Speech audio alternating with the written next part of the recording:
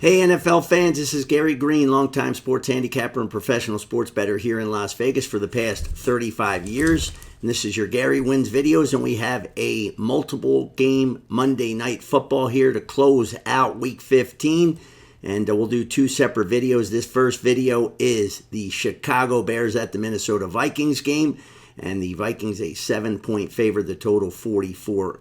And this is a game where the Bears will enter into it on a 7-game losing streak. Vikings have been very impressive of late and all year at home. Their only home loss this year was by 2 points to a very good team, the Detroit Lions.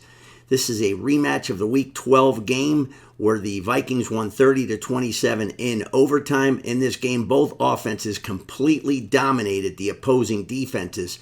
Sam Darnold was 22 for 34 for 330 passing yards, 2 touchdowns, no interceptions. He was sacked 3 times. Now, he does get sacked a lot. As far as the number 1 draft pick, Caleb Williams, he had one of his few very good games in this game. He was outstanding, 32 for 47 for 340 passing yards and 2 touchdowns in the game. The Vikings gained 452 total yards. The Bears just shy of 400 with 398. In that game, which is very weird because they changed the philosophy on offense and they went to a quicker passing game for the Bears and Williams to get a little bit of rhythm going and get a little bit of the pass pressure off of him. And what did he do? He got the ball out in under 2.5 seconds per pass. And that was a totally good theory to use because it was working on both ends, not just getting him in rhythm and getting some short throws go, but then he was able to throw the ball long. When they moved up, he was able to then take advantage with some longer throws, and he made 12 throws of 15 yards or more in the air. Completed 5 of them for big plays for 141 total yards, and that's what changed the game a little bit. It kind of threw the Vikings off. They like to blitz a lot, and they got burned on it, and that kept the Bears in the game until the end, until overtime even. As far as the Minnesota Vikings, this is a tale of 2 different teams. Offense, great.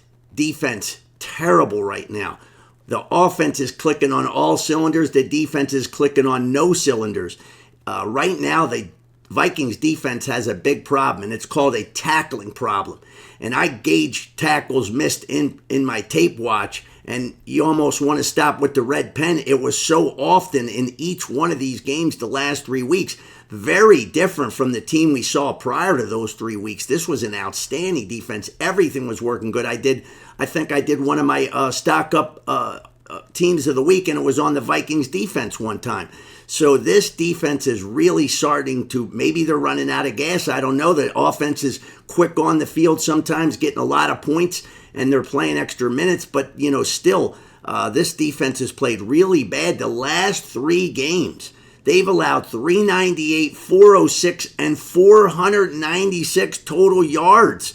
They are extremely lucky they're playing with an offense that's clicking on all cylinders and throwing up points like crazy, or they might have lost all 3 games.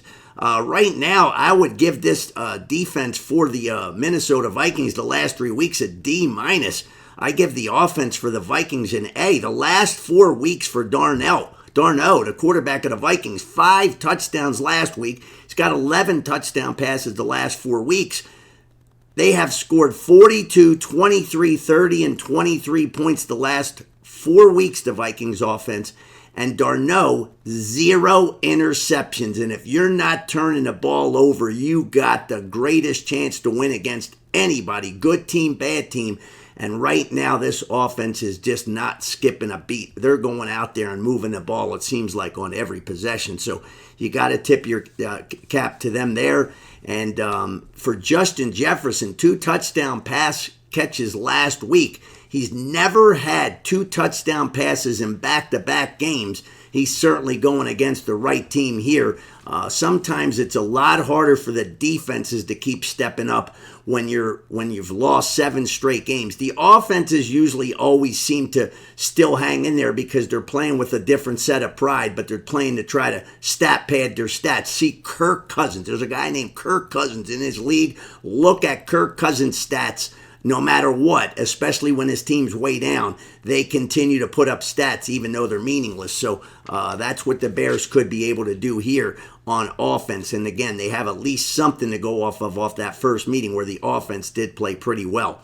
Now, Caleb Williams, again, he had his first multiple touchdown game against that Vikings blitz that I just mentioned. They like the blitz about 50% of the time. He was able to take advantage of that blitz, and that's really the only time this year he has been outstanding against the blitz. For the Vikings defense, like I said, right now, the defense is just not playing well at all, but this offense, let's grade it out. Darno, A+. Jefferson, A. Running back Aaron Jones versus Chicago in Week 12. He had 22 rushes, 106 rushing yards, 1 touchdown. If Aaron Jones could get back to the star power playing he was doing for the Green Bay Packers, this Vikings defense could be everybody and anybody in this league. Now, as far as the Bears defense, I would be very worried about betting this team. No matter if the line was 13, I wouldn't take the Bears for this reason. You don't become a long-time winning sports bettor by betting against teams with a defense that has very, very tired legs. And they're way past just the normal very tired. This Bears defense the last 3 weeks has been on the field for 101 minutes. That is just too many at this time of the year. And now you're going against a very good offense of the Minnesota Vikings anyway. The offensive line right now for the Vikings, A++. The best offensive line that I graded out for the last 4 weeks. No, just doing everything right. The sacks that Darno takes, a lot of them are all on him. I blame him for a lot of the sacks, but that's how you make big plays as well. Joe Burrow got sacked a few times here today. If you stay back there long enough and they can just hold up, you'll make big plays.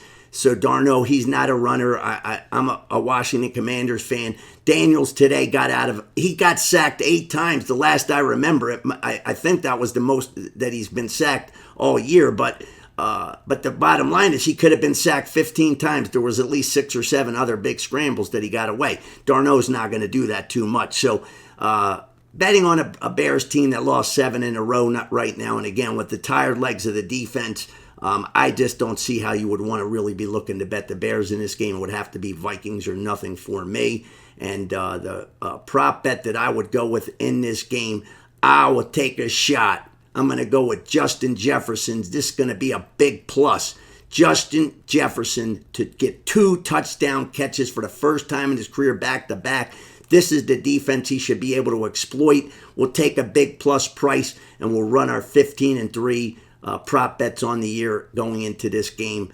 Which it will actually be, we don't know what's going to happen in the Seattle game on Sunday night, but as of right now, as me taping this, we're 15-3 with the prop bet, so don't come back at me if the Seattle prop bet ends up losing. So we'll go with J.J. Jefferson for 2 touchdown catches. That's a big one. This is our biggest reach of the year on the props, but we're having a lot of fun with them, so what the hell, let's take a shot. And we hope that you enjoy the game. Make sure you check out our other video on that superb game, the Atlanta Falcons on fire. Kirk Cousins, my man, Kirk Madoff Cousins. Get the full preview against them and the Raiders. They last won when I was about 15 years old, it seems like. And I'm living here in Vegas. Not too much talk about the Raiders on the TV right now. That's the way I like it. So enjoy the games on Monday night, doubleheader night. And happy holidays. Please drive safe out there and never drink and drive. And never bet what you cannot afford to lose. Have a great one.